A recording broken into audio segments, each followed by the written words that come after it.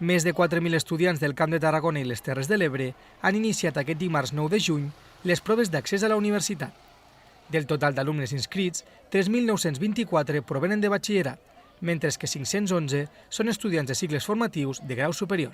Les proves es desenvolupen en 26 tribunals distribuïts arreu del territori, concretament a Tarragona, Reus, Vila-seca, Valls, Cambrils, Tortosa, Móra d'Ebre, Amposta i el Vendrell. Pel que fa al municipi, un total de 37 alumnes de l'Institut Berenguer d'Entença han iniciat aquest dimarts les proves d'accés a la universitat. Els estudiants realitzen la selectivitat a l'Institut de Cambrils, on s'examinen de diferents matèries que determinaran la seva nota d'accés als estudis universitaris. Com a novetat destacada d'aquesta edició, la Universitat Rovira i Virgili incorpora una prova pilot amb una quinzena de detectors de dispositius electrònics.